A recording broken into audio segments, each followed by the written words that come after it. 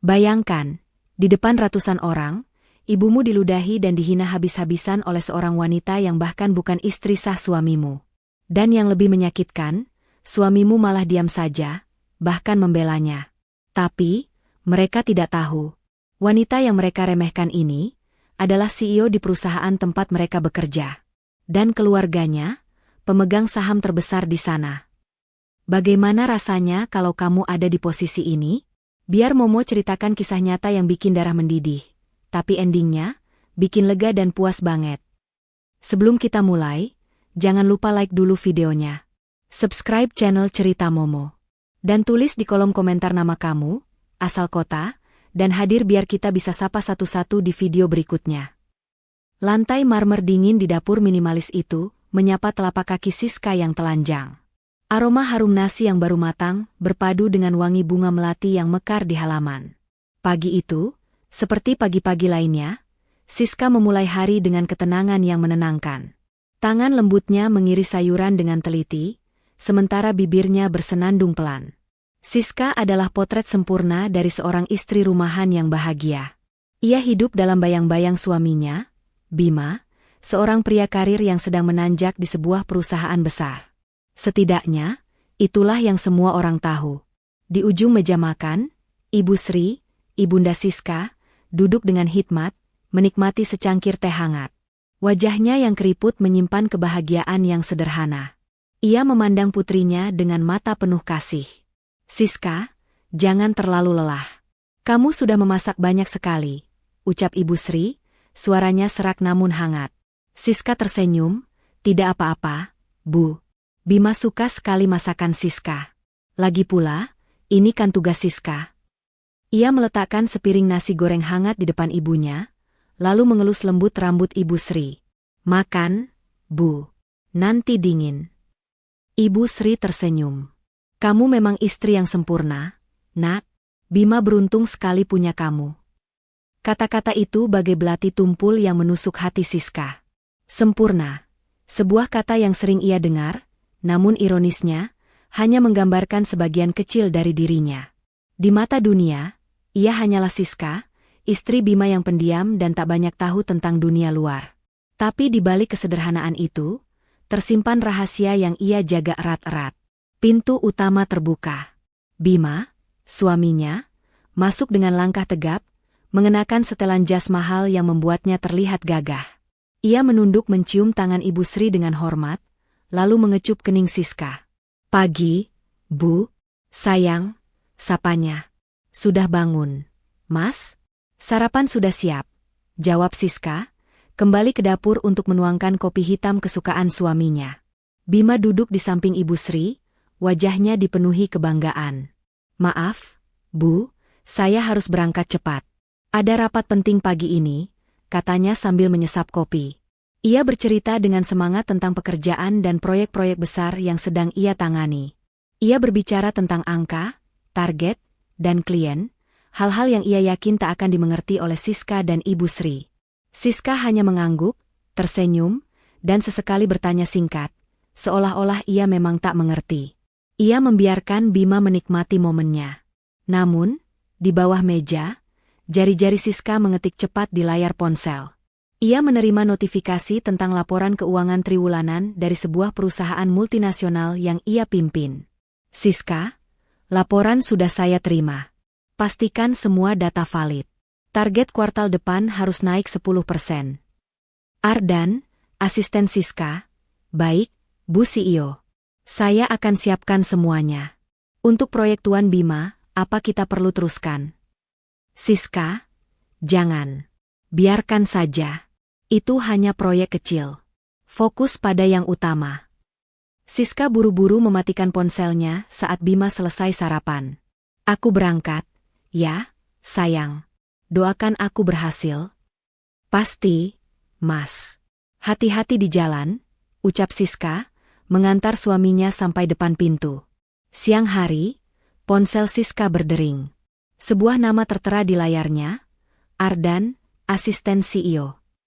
Siska segera mengangkatnya dan menjauh dari ibunya yang sedang menonton televisi. Ada apa, Ardan? Bu, Saya baru saja mendapatkan undangan untuk gala tahunan perusahaan. Anda akan hadir, kan? Tanya Ardan. Tentu saja. Ini adalah acara penting. Aku ingin melihat sejauh mana perusahaan kita berkembang di tangan direktur dan manajer. Siska tersenyum sinis. Baik, Bu. Saya akan siapkan gaun terbaik untuk Anda. Siska mengakhiri panggilan. Ia kembali ke ruang tamu, di mana ibunya tersenyum manis melihat tayangan drama di televisi. Siska duduk di sampingnya, memeluk erat. Bu, Bima mengajak kita ke acara pesta perusahaannya minggu depan, ujar Siska dengan nada bersemangat. Mata Ibu Sri berbinar. Pesta? Ibu? Tapi ibu tidak punya baju bagus. Siska, baju ibu kan hanya yang seperti ini. Ibu Sri menunjuk pakaian kebaya sederhananya. SSSST. Jangan khawatir, Bu. Siska akan siapkan semuanya. Ibu akan terlihat sangat cantik. Pokoknya, kita datang ke sana untuk merayakan keberhasilan Bima, kata Siska, hatinya dipenuhi perasaan gembira yang murni. Ia sangat ingin melihat ibunya bahagia dan bangga. Namun, tanpa ia sadari, undangan ke pesta itu adalah awal dari sebuah tragedi yang akan mengubah segalanya. Tragedi yang akan menguji kesabarannya, mengoyak hatinya, dan pada akhirnya, melepaskan sisi dirinya yang selama ini tersembunyi. Sisi yang siap untuk membalas dendam. Siska tidak tahu, Bima pun tidak tahu, bahwa pesta yang akan mereka hadiri bukan hanya ajang perayaan, melainkan medan perang yang akan membuka tabir kebenaran yang paling menyakitkan.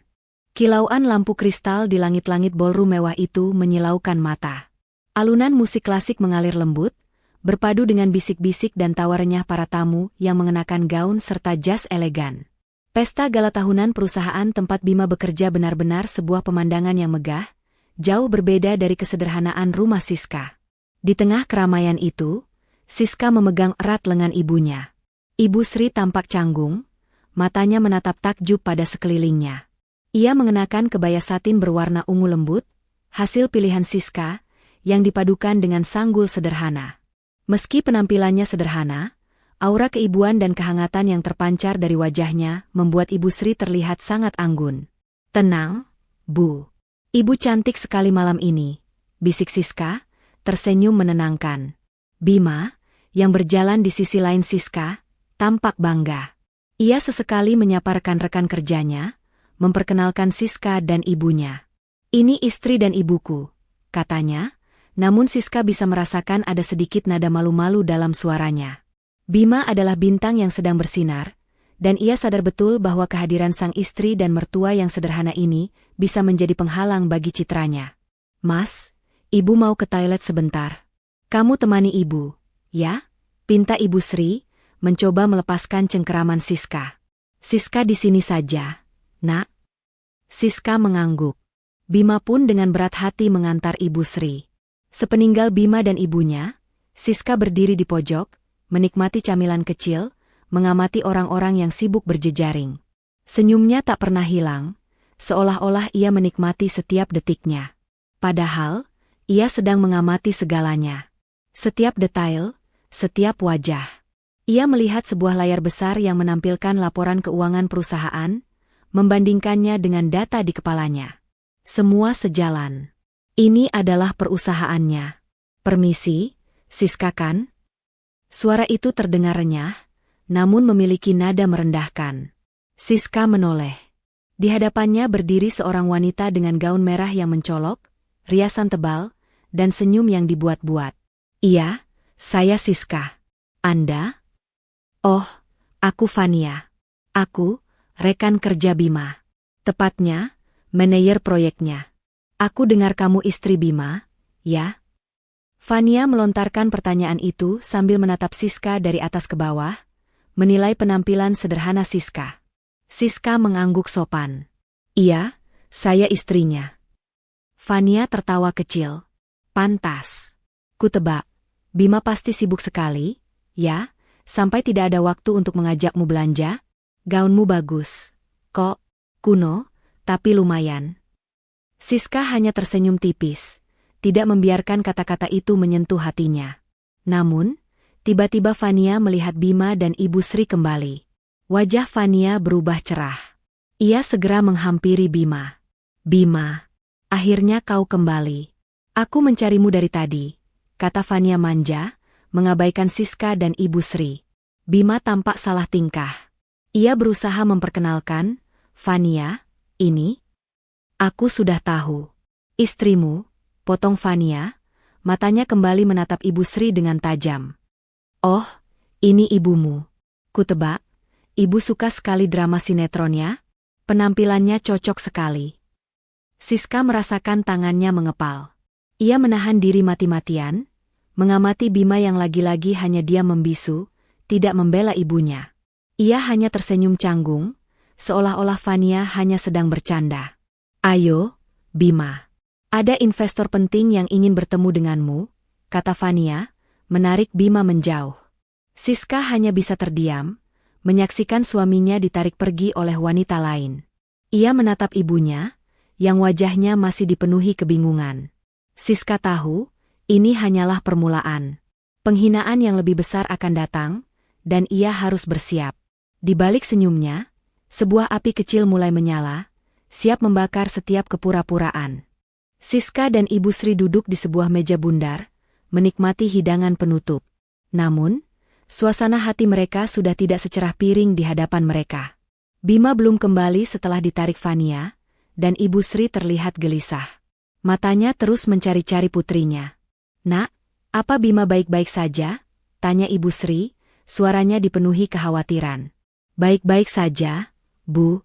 Mungkin Bima sedang mengurus pekerjaan. Ibu makan saja, ya? Jawab Siska, berusaha tersenyum. Namun, jauh di lubuk hatinya, ia merasa tidak nyaman. Ia merasakan firasat buruk yang menguar di sekelilingnya. Tidak lama kemudian, Bima dan Fania kembali ke meja mereka. Mereka tidak sendirian. Fania menarik Bima ke arah sebuah kelompok, yang terdiri dari petinggi-petinggi perusahaan. Bima, kenalkan ini Tuan Handoko, Direktur Keuangan kita, kata Fania dengan manja, seolah-olah Fania lah yang menjadi nyonya rumah. Iya, Tuan. Ini adalah proyek saya. Proyek ini akan membawa banyak keuntungan bagi perusahaan, kata Bima, tersenyum bangga. Ia mempresentasikan proyeknya dengan penuh semangat, seolah-olah ia sudah melupakan istri dan ibunya. Tuan Handoko mengangguk-angguk. Bagus, Bima. Fania juga sudah membicarakan hal ini padaku. Proyek ini memang menjanjikan, kata Tuan Handoko. Tentu saja, Tuan. Bima adalah karyawan terbaik kita, sahut Fania. Ia melirik ke arah Siska dan Ibu Sri. Oh, maaf. Kalian berdua di sini. Aku tidak melihat kalian tadi. Kata-kata itu membuat Ibu Sri tersentak. Siska merasakan tangannya mengepal erat. Ia menatap Fania dengan dingin. Kami ada di sini sejak tadi, kata Siska, suaranya dipenuhi ketegasan. Fania tertawa. Pantas saja. Aku kira kalian berdua sudah pulang, kata Fania. Ia menatap Ibu Sri dengan tajam. Oh, ini ibumu. Aku sudah bilang, penampilanmu itu sangat jadul. Sebaiknya ibu pulang saja. Jangan malu-maluin Bima, katanya dengan suara lantang, sengaja agar didengar banyak orang. Ibu Sri terdiam. Wajahnya memerah karena malu. Ia menundukkan kepalanya, tidak berani menatap orang-orang yang mulai menatapnya dengan penasaran. Siska berusaha menenangkan ibunya. Ia menatap Bima, berharap suaminya akan membela ibunya. Namun, Bima hanya terdiam. Ia tidak berani menentang Fania di depan para petinggi perusahaan. Ia takut Fania akan melaporkannya dan proyeknya akan terancam. Ia hanya bisa menatap Siska dengan pandangan memohon. Fania tidak berhenti sampai di situ. Ia melihat sebuah minuman di atas meja. Dengan sengaja, ia menumpahkan minuman itu ke arah Ibu Sri. UPS. Maaf, aku tidak sengaja, kata Fania, namun senyum licik di wajahnya tidak bisa disembunyikan. Minuman itu membasahi kebaya satin Ibu Sri. Siska terkejut. Ia melihat ibunya gemetar. Ia menatap Fania dengan mata penuh amarah. Apa yang kamu lakukan? Aku sudah bilang, aku tidak sengaja, kata Fania, tertawa. Ia mengambil sebuah tisu dan menempelkannya ke wajah Ibu Sri. Oh, Ibu. Baju Ibu basah. Kutebak, Ibu suka sekali drama sinetron. Ya? Penampilannya cocok sekali, kata Fania, mengulang perkataannya tadi. Puncaknya, Fania tiba-tiba meludahi Ibu Sri. Ludah itu jatuh ke pipi Ibu Sri. Ibu Sri terdiam, matanya berkaca-kaca. Siska merasa hatinya hancur. Ia menatap Bima. Ia melihat Bima hanya terdiam, tidak membela ibunya. Bima bahkan memandang Siska seolah Siska lah yang bersalah. Hati Siska benar-benar hancur. Cukup, kata Siska, suaranya bergetar. Mari, Bu. Kita pulang. Siska membawa ibunya keluar dari ballroom. Mereka berjalan di koridor yang sepi. Ibu Sri hanya bisa menangis. Siska memeluk erat ibunya. Siska tidak akan membiarkan mereka menghina ibu lagi. Bisik Siska, suaranya dipenuhi tekad yang kuat. Di dalam mobil, Ibu Sri terisak. Siska, ibu malu. Ibu tidak ingin lagi datang ke acara seperti ini. Siska mengelus punggung ibunya. Air matanya menetes. Bukan karena sedih, melainkan amarah yang memuncak. Ia mengambil ponselnya dan mengetik pesan singkat. Siska, Ardan, siapkan pertemuan Dewan Direksi. Segera. Pesan itu terkirim. Siska menatap ibunya yang tertidur karena kelelahan menangis. Ia berbisik, mereka tidak tahu siapa yang mereka hadapi. Mereka akan merasakan akibat dari perbuatan mereka. Malam telah larut, namun rumah Siska terasa begitu sunyi. Keheningan itu bukanlah kedamaian, melainkan heningnya duka dan amarah yang membeku. Siska telah memandikan ibunya, menyeka air mata yang tak henti mengalir dari wajah keriput itu, dan menidurkannya. Namun, hati Ibu Sri tetap terguncang, isakan kecil masih terdengar dari balik selimut. Siska hanya bisa duduk di sisi ranjang ibunya, mengelus rambut putih itu, dan membiarkan air matanya jatuh tanpa suara. Di dalam dadanya, sebuah badai sedang mengamuk. Siska, sosok istri yang lembut dan penuh kesabaran, kini merasa jiwanya terbelah. Satu sisi dirinya masih mencoba mencari alasan untuk memaafkan Bima, suaminya. Sisi lainnya, yang selama ini tersembunyi, mulai bangkit dan menuntut keadilan. Suara pintu depan terbuka. Siska bangkit, berjalan menuju ruang tamu. Bima masuk dengan langkah gontai, aroma alkohol menguar dari tubuhnya. Senyumnya pias, matanya redup. Ia melemparkan jasnya ke sofa, seolah tak peduli. Mas, sapa Siska pelan. Bima mendongak. Raut wajahnya tidak menunjukkan penyesalan, melainkan kekesalan. Kamu kenapa masih bangun? Tanyanya dengan nada dingin. Siska mendekat. Mas, apa yang terjadi di pesta tadi? Kenapa Mas diam saja saat ibu dihina? Bahkan diludahi, Mas? Suara Siska bergetar, menahan emosi yang meluap. Bima tertawa hampa. Hina? Siapa yang menghina? Ibu yang duluan memancing keributan. Lihat. Kan? Aku sudah bilang, seharusnya kalian tidak usah datang. Kalian hanya mempermalukanku di depan semua orang. Ucapan Bima bagai tombak es yang menusuk jantung Siska. Ia mundur selangkah, seakan tak percaya. Mempermalukan. Mas? Ibu yang diludahi, ibu yang dihina, dan Mas bilang kami yang mempermalukan? Di mana hati nurani Mas? Hati nurani? Siska, kamu tidak mengerti. Fania itu manajerku. Dia orang kepercayaan Tuan Handoko. Kalau dia tidak suka denganku, proyek yang sudah aku perjuangkan setengah mati bisa gagal. Semua kerja kerasku, semua impianku, bisa hancur karena kalian. Bima membentak, matanya memerah. Kata-kata Bima adalah titik balik. Siska merasakan dunianya runtuh. Ia tidak lagi melihat suami yang dicintainya, melainkan seorang pria yang egois, pengecut, dan rela mengorbankan keluarga demi ambisi. Semua kenangan manis, semua janji-janji yang pernah terucap, kini terasa hambar. Jadi, Mas lebih memilih dia daripada ibu? Daripada aku? Tanya Siska, suaranya kini mendesing dingin. Aku tidak bilang begitu. Aku hanya ingin kalian mengerti. Jawab Bima, suaranya melunak, namun sudah terlambat. Siska menggelengkan kepala. Ia berbalik, berjalan menuju sebuah ruangan di ujung koridor yang selama ini selalu terkunci. Ruangan yang Bima kira adalah gudang, tempat Siska menyimpan barang-barang usang. Ruangan yang sebenarnya adalah kantor rahasia Siska. Ia membuka pintu, menekan sakelar, dan ruangan itu menyala.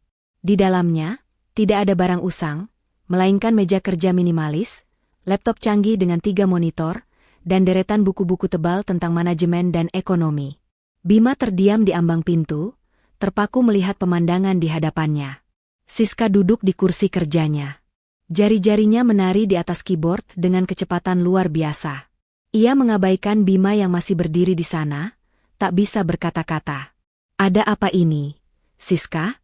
Ruangan apa ini? Tanya Bima, suaranya dipenuhi kebingungan. Siska menoleh, menatap suaminya dengan mata yang tak lagi memancarkan kehangatan, melainkan kekosongan dan kekecewaan. Ini, Mas, katanya, suaranya tenang, adalah tempat di mana semua keputusan dibuat. Tanpa menunggu jawaban Bima, Siska mengambil ponselnya, menekan sebuah nama di daftar kontak, Ardan. Ardan, aku butuh laporannya sekarang juga. Dan beritahu Dewan Direksi, rapat darurat akan diadakan besok pagi, kata Siska, suaranya kini terdengar tegas dan penuh otoritas. Mulai sekarang, semua proyek yang dipegang Bima dibekukan. Semua keuangannya, aksesnya, dan emailnya bekukan semua. Bima terperanjat. Siska, kamu ngomong apa? Bekukan apa? Kamu? Aku sudah menunggu cukup lama, Mas. Cukup lama untuk melihat apakah kamu punya hati. Ternyata tidak. Kamu hanya punya ambisi, dan itu pun buta. Jawab Siska, suaranya penuh kekecewaan. Siska, ini gila. Kamu siapa? Kamu tidak bisa melakukan ini. Bima panik. Siska mengabaikannya. Ia membuka email di komputernya. Matanya membaca laporan tentang kinerja perusahaan. Laporan itu menyorot proyek-proyek Bima yang sebenarnya tidak menghasilkan keuntungan signifikan. Ardan, aku ingin kau siapkan surat pemecatan untuk Bima dan Fania. Surat itu harus segera diberikan, kata Siska, kini tak ada lagi nada manis di suaranya. Aku tidak ingin melihat wajah mereka lagi di kantorku. Bima, yang mendengar itu, membeku. Kantormu? Siska, kamu? Siska mengakhiri panggilannya. Ia menoleh ke arah Bima, senyum sinis tersungging di bibirnya. Ya, Mas. Perusahaan yang sangat kamu banggakan itu, adalah milikku. Dan keluargaku adalah pemegang saham terbesarnya. Bima ambruk di lantai. Wajahnya pucat pasi, tak bisa mengucapkan sepatah kata pun. Ia menatap Siska, yang kini bukan lagi istri rumahan yang sederhana. Ia adalah seorang ratu, dengan mahkota tak terlihat, yang kini siap untuk menghancurkan hidupnya. Di kamar, Ibu Sri akhirnya tertidur pulas. Sementara di ruangan yang lain, Siska memulai rencananya. Ia akan membalas dendam. Balas dendam yang tidak hanya memuaskan hatinya, tetapi juga akan mengajarkan Bima dan Fania sebuah pelajaran yang tak akan pernah mereka lupakan. Pagi di kantor perusahaan yang selama ini menjadi kebanggaan Bima terasa berbeda. Udara di ruangannya yang biasanya dipenuhi aura kekuasaan, kini terasa dingin dan mencekam. Bima duduk di kursinya, menatap layar komputer dengan tatapan kosong. Sejak semalam, ia tidak bisa tidur. Ucapan Siska terus terngiang-ngiang di telinganya. Perusahaan yang sangat kamu banggakan itu, adalah milikku. Namun, Bima mengenyahkan pikiran itu. Ia meyakinkan dirinya sendiri bahwa Siska hanya mengarang cerita. Mana mungkin istri rumahan seperti Siska bisa menjadi CEO perusahaan sebesar ini? Itu tidak masuk akal. Suara ketukan di pintu menginterupsi lamunannya. Fania masuk dengan wajah cemas. Bim, kamu sudah lihat email dari Dewan Direksi? Tanyanya, suaranya dipenuhi kegelisahan. Bima mengerutkan dahi. Belum. Memangnya ada apa? Proyek kita. Proyek yang kita presentasikan tadi malam dibekukan, seru Fania. Mereka bilang ada masalah di laporan keuangan. Padahal, laporannya sudah sempurna. Bima terperanjat. Ia segera membuka email. Benar saja. Sebuah notifikasi dari Dewan Direksi, yang diwakili oleh Ardan, asisten Siska, menyatakan bahwa proyeknya dibekukan untuk waktu yang tidak ditentukan. Proyek yang ia yakini akan menjadi jalan baginya untuk mendapatkan promosi, kini hancur begitu saja. Apa-apaan ini? Bima membanting tangannya ke meja. Ini tidak mungkin. Ini pasti ulah Tuan Handoko. Dia pasti cemburu dengan kesuksesanku. Aku tidak tahu, Bima. Tapi ada yang aneh. Aku juga mendapatkan email bahwa posisiku sebagai manajer dipertanyakan. Mereka bilang aku tidak kompeten, kata Fania, matanya berkaca-kaca. Bima dan Fania saling bertatapan, kebingungan melanda. Mereka tidak mengerti apa yang terjadi. Mereka adalah dua orang yang selama ini merasa paling berkuasa di perusahaan itu. Mereka tidak pernah menyangka akan ada kekuatan yang bisa menghancurkan mereka. Hari-hari berikutnya terasa seperti mimpi buruk. Kebijakan-kebijakan baru mulai diberlakukan.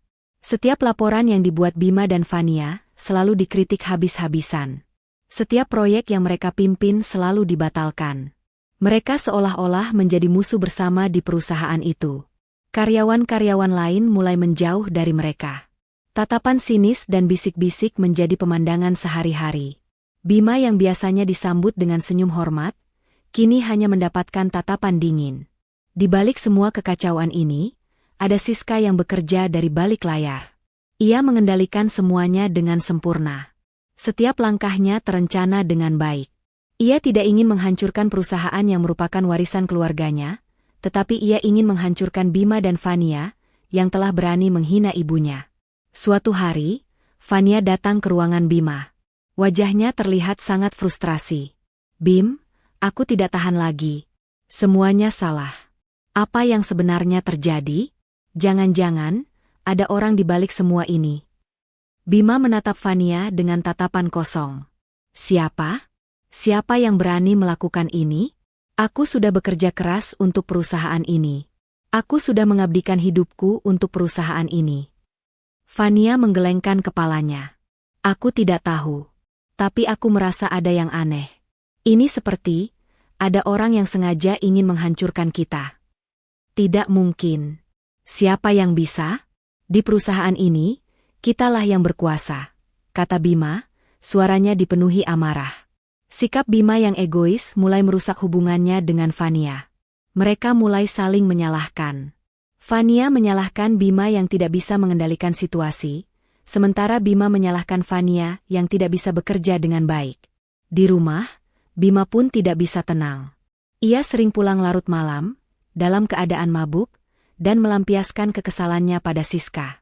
Namun, Siska hanya diam. Ia tidak membalas. Ia hanya terus mengamati, seperti seorang ratu yang sedang menyaksikan jatuhnya kerajaan musuhnya. "Kamu senang, hah? Melihatku menderita seperti ini?" bentak Bima pada Siska suatu malam. "Kamu pasti senang melihat hidupku hancur." Siska menatap suaminya dengan dingin. "Hidup Mas yang menghancurkan hidup Mas sendiri, bukan aku," jawab Siska, suaranya tenang, namun menusuk. Bima terdiam. Ia menatap Siska dengan pandangan yang penuh kebencian. Namun, jauh di lubuk hatinya, ia merasakan ketakutan. Ketakutan yang selama ini ia sembunyikan. Di balik semua kekacauan ini, ada sebuah rahasia besar yang belum terungkap. Siska belum mengambil langkah terakhir. Ia menunggu waktu yang tepat, saat Bima dan Fania sudah benar-benar hancur, saat mereka tidak punya apa-apa lagi. Bab 5 berakhir dengan Bima dan Fania yang mulai saling menyalahkan, tidak menyadari bahwa mereka sedang dijebak dalam perangkap yang dibuat oleh Siska. Sebuah jebakan yang akan mengantar mereka pada kehancuran total. Di balik layar kaca, Siska menyaksikan semuanya. Sebuah monitor besar di kantor rahasianya menampilkan grafik-grafik merah yang terus menurun, menunjukkan kerugian perusahaan yang semakin besar. Kerugian itu bukan tanpa sebab. Ia adalah buah dari langkah-langkah yang Siska ambil dari balik bayang-bayang. Ia tidak hanya membekukan proyek-proyek Bima, tetapi juga dengan sengaja mengarahkan kebijakan perusahaan ke arah yang membuat proyek-proyek tersebut menjadi bumerang. Ini adalah hukuman, bukan hanya sebatas pembalasan. Ini adalah pelajaran yang harus mereka rasakan hingga ke tulang sumsum. Ketegangan di kantor semakin memuncak. Karyawan-karyawan panik. Bisik-bisik yang tadinya hanya sebatas gosip, kini berubah menjadi ketakutan yang nyata. Proyek Bima dan Fania gagal total. Kita kehilangan banyak klien penting. Kabarnya, Dewan Direksi marah besar. Kerugiannya sampai triliunan. Bima dan Fania duduk di ruangan Bima, saling bertatapan dengan mata kosong. Wajah mereka pucat pasi. Mereka tidak lagi dipenuhi keangkuhan, melainkan ketakutan. Ini semua gara-gara kamu, Bim? Kalau saja kamu tidak mengajukan proyek bodoh itu, kita tidak akan begini. Fania membentak, suaranya dipenuhi amarah. Aku? Proyek itu sudah sempurna. Fania, ada yang tidak beres. Ada yang sengaja merusak semuanya. Bima balas membentak, matanya memerah.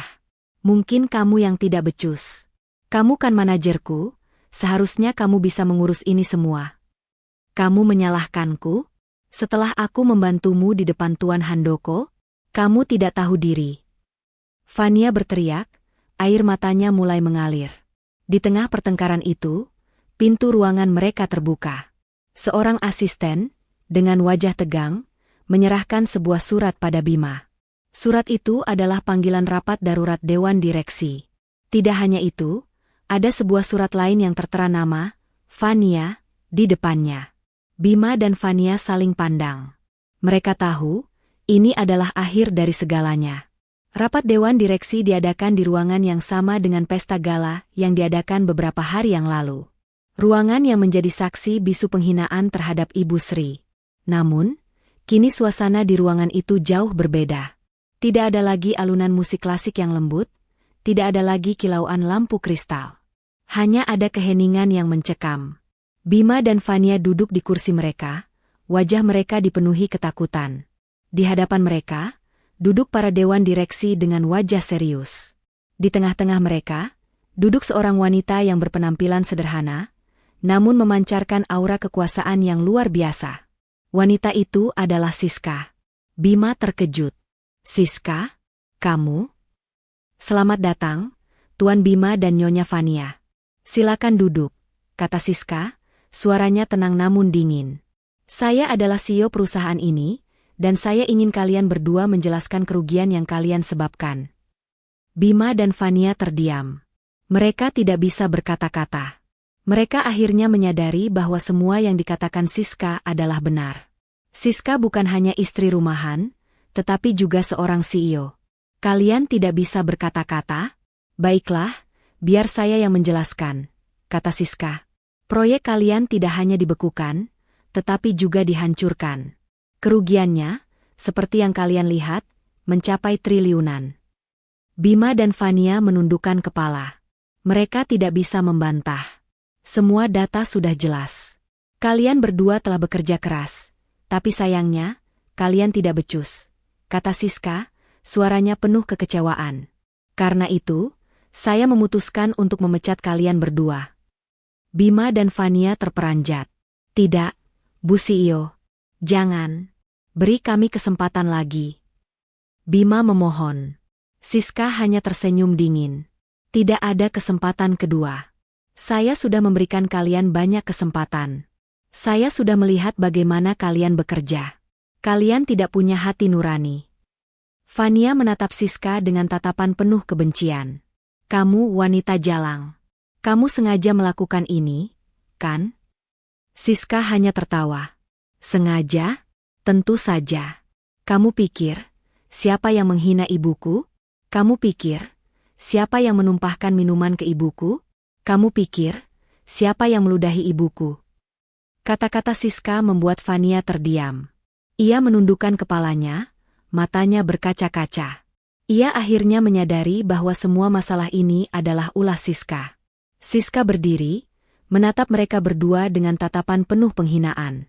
Kalian berdua bisa keluar dari ruangan ini. Dan jangan pernah kembali, katanya. Hidup kalian, mulai hari ini, hancur.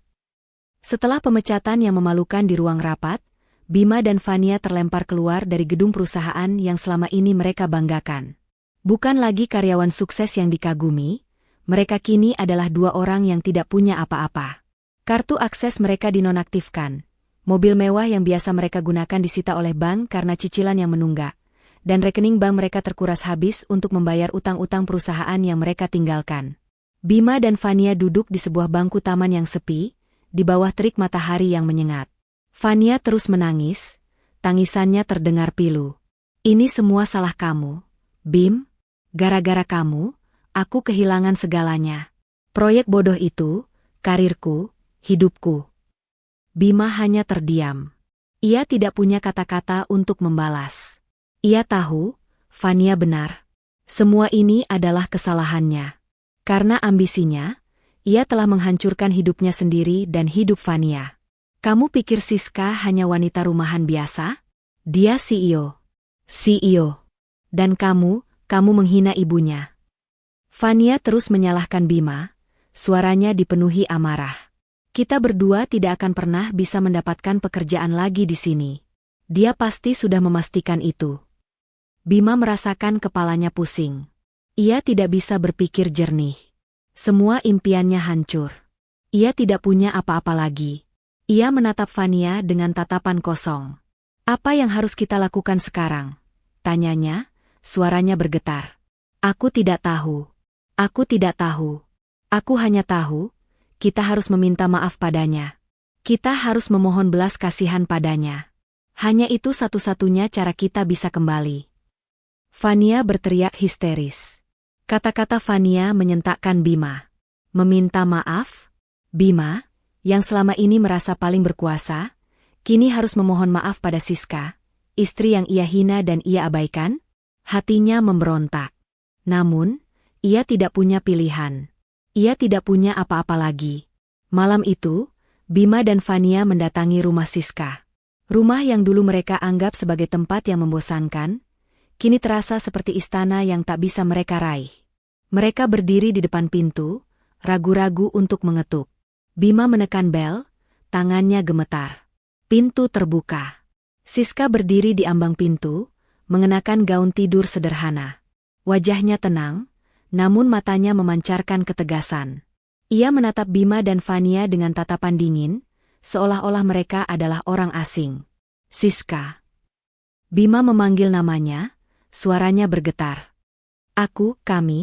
Kami datang untuk meminta maaf. Siska hanya diam, tidak berkata-kata. Ia menatap mereka dengan tatapan yang sulit diartikan. Fania langsung berlutut di hadapan Siska, air matanya mengalir deras. Maafkan aku, Siska. Maafkan aku. Aku menyesal. Aku tidak tahu ibumu adalah CEO. Aku tidak tahu. Siska tidak bergeming. Ia hanya menatap Fania dengan tatapan yang dingin. Kamu tidak tahu ibuku adalah CEO? Jadi, kalau ibuku hanya orang biasa, kamu boleh menghinanya? Tanya Siska, suaranya tajam. Fania terdiam. Ia tidak bisa menjawab. Bima, yang melihat itu, juga berlutut di hadapan Siska. Maafkan aku, Siska. Aku salah. Aku salah telah mengabaikanmu, mengkhianatimu. Aku menyesal. Siska melihat Bima dan Fania berlutut di hadapannya. Ia merasakan hatinya hancur. Bukan karena kasihan, melainkan karena ia melihat betapa rendahnya mereka. Betapa mereka hanya berlutut karena mereka tidak punya apa-apa lagi, bukan karena mereka benar-benar menyesali perbuatan mereka. Bangun, kata Siska, suaranya dingin. Kalian bisa pulang. Permintaan maaf kalian tidak ada gunanya. Bima dan Fania terkejut. Mereka tidak menyangka Siska akan menolak permintaan maaf mereka. Siska, tolong beri kami kesempatan. Kami akan melakukan apa saja. Bima memohon. Apa saja? Siska tersenyum sinis. Lalu, bagaimana dengan kehormatan ibuku yang kalian injak-injak? Bagaimana dengan hati ibuku yang kalian luluh lantakkan? Bagaimana dengan harga diriku sebagai seorang istri yang kalian rendahkan? Siska menutup pintu. Bima dan Fania hanya bisa terduduk lemas di depan pintu, menundukkan kepala. Mereka baru saja menyadari bahwa harga sebuah penyesalan tidak bisa dibayar dengan berlutut. Waktu berlalu, tetapi penderitaan Bima dan Fania tidak berkurang. Mereka tidak hanya kehilangan pekerjaan, tetapi juga semua aset yang mereka miliki. Rumah mewah mereka disita, mobil-mobil mahal ditarik, dan bahkan perhiasan Fania dilelang untuk membayar utang-utang yang menumpuk. Dari kehidupan bergelimang harta, kini mereka harus tinggal di sebuah kontrakan kecil, makan seadanya, dan merasakan penderitaan yang tak pernah mereka bayangkan. Setiap hari, Mereka mendengar kabar tentang kesuksesan Siska. Perusahaan yang dulu mereka sepelekan kini semakin maju, membuka cabang baru, dan menjadi pemimpin di industri mereka. Kabar itu seperti pedang yang menusuk hati mereka, mengingatkan mereka akan betapa bodohnya mereka. Suatu sore, Siska dan ibunya sedang duduk di sebuah kafe. Mereka menikmati secangkir kopi hangat dan kue-kue kecil. Wajah Ibu Sri tampak damai. Ia tidak lagi terbebani oleh masa lalu. Tiba-tiba, Bima dan Fania muncul. Mereka mengenakan pakaian lusuh dan wajah mereka terlihat lelah. Bima membawa sebuah kardus berisi barang-barang yang tersisa dari rumah mereka, sementara Fania berjalan di sampingnya dengan wajah tertunduk. Mereka melihat Siska dan ibunya. Wajah mereka terkejut. Bima dan Fania mendekat, air mata mulai mengalir di pipi mereka. Mereka berlutut di hadapan Siska. "Siska, kami datang lagi," kata Bima, suaranya bergetar. "Kami mohon maaf. Kami benar-benar menyesal." Siska menatap mereka, namun tidak ada lagi amarah di matanya. Hanya ada kekosongan. Ia menatap Bima, lalu menatap Fania. Ia melihat betapa mereka telah berubah. Bukan lagi dua orang yang angkuh dan sombong, tetapi dua orang yang hancur. "Bangunlah," kata Siska, suaranya tenang. "Tidak perlu berlutut di sini." Bima dan Fania berdiri. Mereka menatap Siska dengan penuh harap. "Siska, tolong. Kami tidak punya apa-apa lagi. Kami tidak tahu harus kemana lagi." Bima memohon. "Ini bukan salahku," kata Siska, suaranya tenang, namun menusuk. "Ini adalah akibat dari perbuatan kalian sendiri. Aku tidak menghancurkan kalian. Kalian yang menghancurkan diri kalian sendiri." Siska menatap Fania. "Kamu tahu, Fania, kehormatan dan harga diri itu jauh lebih berharga daripada kekuasaan dan uang. Kamu sudah kehilangan keduanya," kata Siska. Kemudian, Siska menatap Bima. "Mas, kamu tidak hanya kehilangan uang dan kekuasaan, tetapi juga keluargamu. Kamu mengkhianati cinta dan kepercayaan yang Siska berikan. Itu adalah kesalahan terbesar yang pernah kamu lakukan," kata Siska, suaranya penuh kekecewaan. Bima dan Fania menundukkan kepala. Mereka tidak bisa membantah. Semua yang dikatakan Siska adalah benar. Mereka telah kehilangan segalanya. Siska berdiri, menatap mereka dengan tatapan penuh penghinaan. "Pelajaran ini adalah untuk kalian," katanya. "Kalian bisa pergi. Dan jangan pernah kembali. Karena, mulai hari ini, kita tidak punya hubungan apapun lagi." Bima dan Fania menundukkan kepala. Mereka berbalik, dan pergi. Mereka tidak punya apa-apa lagi, kecuali penyesalan. Mereka berjalan di jalan yang sepi, tanpa tujuan. Hidup mereka kini hancur total. Siska kembali duduk di hadapan ibunya. Ia mengambil tangan ibunya dan menggenggamnya erat. "Siska tidak akan membiarkan mereka menghina ibu lagi," bisik Siska, suaranya dipenuhi kasih sayang. Ibu Sri tersenyum. "Ibu bangga padamu, Nak. Ibu bangga melihatmu bisa kuat dan tegar," katanya. "Kamu adalah anak yang baik." Siska tersenyum. Ia menatap langit. Ia akhirnya menemukan kedamaian yang selama ini ia cari. Ia tidak hanya membalas dendam, tetapi juga menemukan arti dari kehormatan dan harga diri. 1 tahun telah berlalu sejak Bima dan Fania diusir dari kehidupan Siska. 1 tahun yang membawa Siska pada kedamaian yang sesungguhnya. Kantor rahasia di rumahnya kini menjadi lebih dari sekadar ruang kerja. Itu adalah saksi bisu dari perjalanan emosionalnya. Ruangan itu kini dipenuhi dengan potret-potret Ibu Sri, lukisan-lukisan sederhana yang ia buat di waktu luang, dan deretan buku-buku yang tak hanya tentang bisnis, tetapi juga tentang seni dan filsafat. Siska tidak lagi hanya berambisi pada angka-angka. Ia kini menemukan arti kebahagiaan yang lebih dalam. Hubungan Siska dengan ibunya semakin erat. Ibu Sri, yang kini tinggal bersamanya, tidak lagi dibayangi rasa malu. Ia sering terlihat tersenyum, menikmati momen-momen sederhana seperti menanam bunga di taman atau memasak bersama Siska. Di suatu sore, saat mereka berdua menikmati teh di teras belakang, Ibu Sri menatap Siska dengan mata penuh haru. "Nak, Ibu sangat bangga padamu," katanya, suaranya lembut. "Ibu bangga karena kamu bisa jadi wanita yang kuat dan tegar. Kamu adalah CEO hebat, tapi kamu tetap putri ibu yang sederhana. Siska tersenyum, memeluk ibunya. Semua ini berkat ibu. Ibu yang mengajarkan Siska arti dari kehormatan dan harga diri. Ibu yang membuat Siska menjadi seperti ini. Meskipun hidupnya kini dipenuhi kesuksesan dan kedamaian, bayang-bayang masa lalu terkadang masih menghantuinya. Siska sering teringat pada Bima dan Fania, bukan dengan amarah, tetapi dengan rasa iba. Ia bertanya-tanya, apakah mereka benar-benar sudah belajar dari kesalahan mereka? Pertanyaan itu selalu muncul di benaknya, namun ia segera mengenyahkannya. Ia tahu, ia sudah melakukan yang terbaik. Ia sudah memberikan mereka pelajaran yang paling berharga. Di sisi lain kota, kehidupan Bima dan Fania tidak lebih dari sebuah mimpi buruk.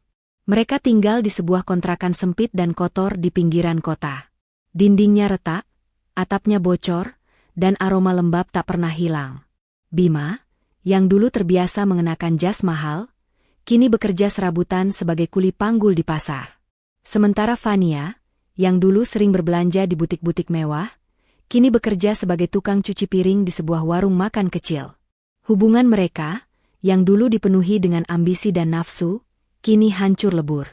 Mereka saling menyalahkan, saling membenci.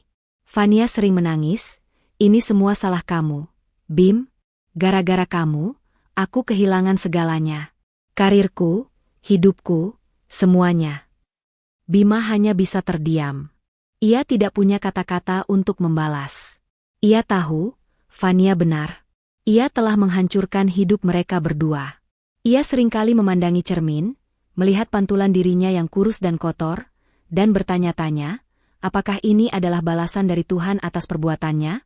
Di suatu siang, Bima sedang beristirahat di sebuah warung.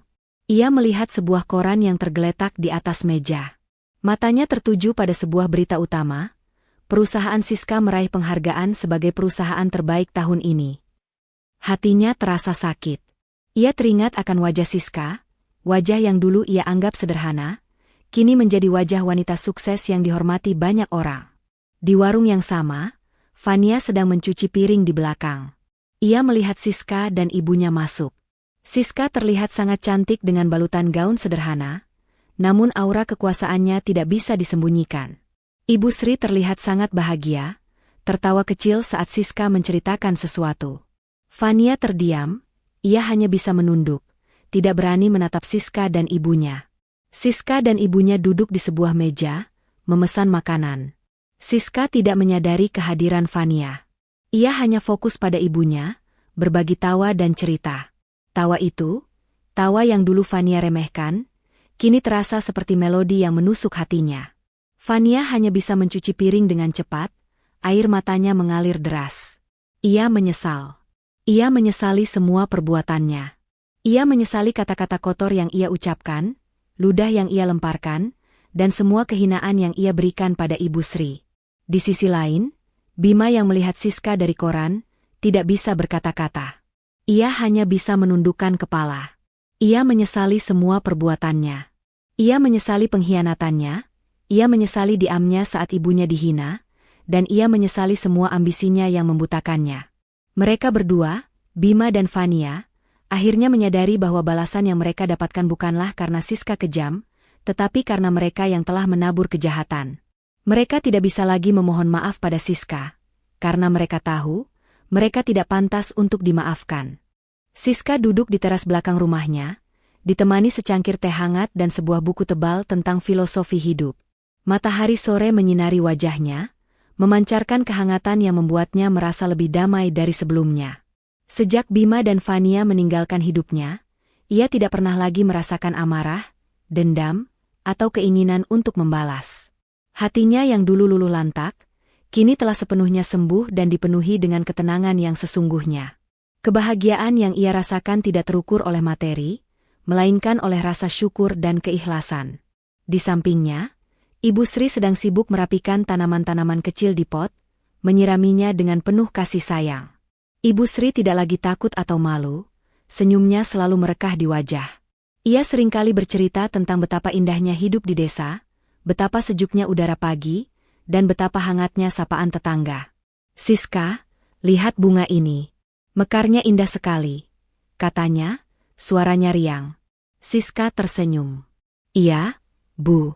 Indah sekali. Sama seperti ibu, jawab Siska, seraya menggenggam tangan ibunya yang keriput. Momen-momen sederhana seperti inilah yang kini menjadi harta paling berharga bagi Siska. Ia menyadari, kekuasaan dan kekayaan yang ia miliki tidak ada artinya jika ia tidak memiliki orang-orang yang ia cintai di sisinya. Ia telah melewati badai yang mengerikan, dan kini ia telah menemukan kedamaian yang sesungguhnya. Ia tidak pernah menyesali keputusannya. Ia hanya menyesali bahwa ia tidak pernah menyadari betapa pentingnya kehormatan dan harga diri.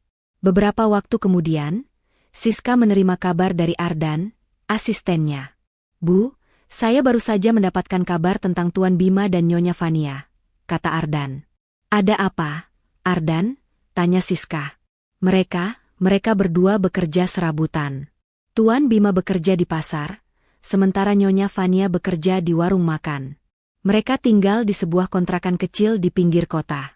Kehidupan mereka sangat sulit, kata Ardan. Siska terdiam.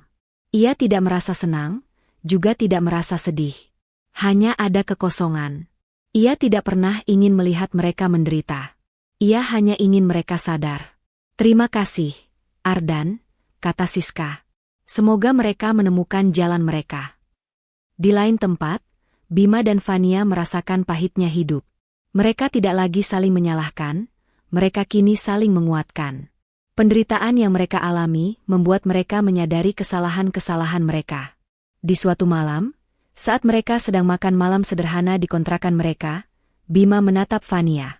Fania, aku minta maaf, katanya. Aku minta maaf karena aku sudah menghancurkan hidup kita. Aku minta maaf karena aku sudah menghina Siska dan ibunya. Fania menunduk. Air matanya menetes. Aku juga minta maaf, Bim. Aku yang sudah membuatmu terhasut. Aku yang sudah membuatmu melupakan Siska dan ibunya. Mereka berdua menangis.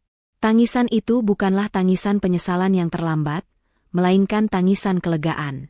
Mereka akhirnya sadar. Sadar bahwa kehormatan, harga diri, dan hati nurani jauh lebih penting daripada kekuasaan dan kekayaan. Mereka berdua memutuskan untuk memulai hidup baru. Mereka meninggalkan masa lalu, meninggalkan kota, dan memulai hidup baru di sebuah desa kecil. Mereka memulai usaha kecil-kecilan, membuka warung makan sederhana. Mereka bekerja keras, dan hidup mereka kini dipenuhi dengan kebahagiaan yang sederhana. Di sisi lain, Siska melanjutkan hidupnya.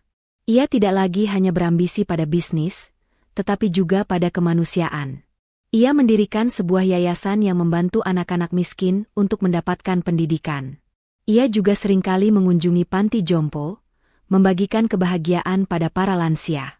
Ia akhirnya menyadari, balas dendam tidak akan pernah membuat hatinya damai. Balas dendam hanya akan membuat hatinya semakin hancur.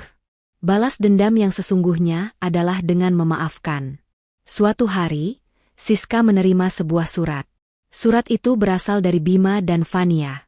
Surat itu berisi permohonan maaf mereka, dan mereka menceritakan bahwa mereka telah memulai hidup baru. Mereka berterima kasih pada Siska, karena Siska telah memberikan mereka pelajaran yang tak akan pernah mereka lupakan. Siska tersenyum. Ia meneteskan air mata kelegaan. Ia akhirnya memaafkan mereka. Ia tidak lagi membenci mereka. Ia kini telah menemukan kedamaian yang sesungguhnya. Pesan moral dari cerita ini adalah bahwa kekuasaan dan kekayaan tidak akan pernah bisa membeli kebahagiaan. Kebahagiaan sejati hanya bisa ditemukan dari hati nurani, kehormatan, dan kasih sayang. Dan, balas dendam terbaik bukanlah dengan menghancurkan, melainkan dengan memaafkan. 3 tahun telah berlalu sejak Bima dan Fania mengirimkan surat terakhir mereka. 3 tahun yang menjadi saksi bisu dari transformasi batin Siska. Kehidupan yang ia jalani kini jauh lebih kaya, bukan dari sisi finansial, melainkan dari kedalaman jiwa. Yayasan yang ia dirikan untuk membantu anak-anak kurang mampu kini berkembang pesat, menjangkau ratusan anak di berbagai pelosok. Senyum-senyum polos dari anak-anak itu, tawariang mereka saat mendapatkan buku baru, adalah melodi terindah yang kini mengisi hari-hari Siska. Ia seringkali duduk di teras belakang rumahnya, di tempat yang sama saat ia dulu pertama kali menerima kabar tentang Bima dan Fania. Kini, pemandangan itu terasa berbeda. Bukan lagi bayang-bayang masa lalu yang menghantui, melainkan panorama masa depan yang cerah. Di tangannya, ia memegang sebuah buku tebal tentang filosofi hidup. Siska kini tidak hanya membaca, tetapi juga meresapi setiap kata-katanya. Ia menyadari bahwa balas dendam yang dulu ia rancang dengan sempurna, hanyalah sebuah alat untuk menyadarkan Bima dan Fania. Balas dendam itu bukanlah tujuannya, melainkan sebuah jembatan menuju kedamaian. Di sebuah desa kecil di kaki gunung, Bima dan Fania menjalani hidup baru mereka. Rumah mereka sederhana, namun dipenuhi dengan kehangatan. Warung makan kecil yang mereka rintis kini menjadi tempat berkumpul para warga desa. Aroma masakan mereka yang sederhana namun lezat, menjadi penghangat bagi hati setiap orang yang datang. Suatu sore, saat mereka sedang membereskan warung, Bima menatap Fania. Wajah Fania kini terlihat lebih tenang. Riasan tebalnya telah hilang, digantikan oleh senyum yang tulus. "Kamu tahu, Bim, aku bahagia," kata Fania, suaranya lembut. "Dulu, aku pikir kebahagiaan itu adalah gaun mewah dan pesta megah. Tapi ternyata, kebahagiaan itu adalah di sini. Di tempat yang sederhana ini, bersama kamu." Bima tersenyum. "Aku juga, Fania. Aku bahagia. Aku bahagia karena kita bisa memulai hidup baru. Aku bahagia karena kita bisa belajar dari kesalahan kita." Di meja makan sederhana, mereka menemukan arti cinta yang sesungguhnya. Cinta yang tidak lagi dilandasi nafsu dan ambisi, melainkan oleh kasih sayang dan ketulusan. Mereka tidak punya kekayaan, namun mereka memiliki sesuatu yang jauh lebih berharga, hati nurani yang bersih dan jiwa yang tenang. Siska, yang kini sering mengunjungi desa-desa di sekitar yayasannya, suatu hari mampir ke sebuah warung makan kecil yang ramai. Aroma masakan di sana mengingatkannya pada masakan ibunya. Siska masuk, memesan makanan, dan duduk di sebuah meja. Ia tidak menyadari, warung itu adalah warung Bima dan Fania. Saat Bima dan Fania menyajikan makanan, mereka terkejut melihat Siska. Mereka terdiam, namun Siska hanya tersenyum. Bukan senyum sinis yang dulu ia tunjukkan, melainkan senyum yang tulus. "Masakannya enak sekali," kata Siska, suaranya lembut. "Kalian terlihat bahagia." Bima dan Fania tidak bisa berkata-kata. Mereka hanya bisa menundukkan kepala. Mereka malu, namun juga bersyukur. Siska, yang dulu mereka hina, kini datang dengan senyum, memberikan mereka pengakuan yang tulus. Siska menyantap makanannya, lalu berdiri. Ia memberikan sejumlah uang untuk membayar makanannya, namun juga memberikan sejumlah uang lain, sebagai donasi untuk yayasan yang ia dirikan. "Semoga sukses," kata Siska, lalu pergi. Bima dan Fania hanya bisa menatap punggung Siska. Air mata mengalir di pipi mereka. Mereka akhirnya menyadari bahwa balas dendam yang sesungguhnya bukanlah dengan menghancurkan, melainkan dengan memaafkan. Siska, dengan senyumnya, telah memberikan mereka pelajaran yang tak akan pernah mereka lupakan. Pesan moral. Kisah ini adalah pengingat bahwa kekuasaan dan kekayaan seringkali membutakan kita, membuat kita lupa akan nilai-nilai dasar kemanusiaan. Kisah Siska mengajarkan kita tentang pentingnya menjaga kehormatan diri dan keluarga, serta bahwa ketegasan tidak selalu berarti kekejaman. Melalui Bima dan Fania, kita belajar bahwa setiap perbuatan pasti ada balasannya. Namun, yang paling penting, kisah ini mengajarkan kita bahwa balas dendam terbaik bukanlah dengan menghancurkan hidup orang lain, tetapi dengan memaafkan dan menemukan kedamaian sejati dalam hati kita sendiri.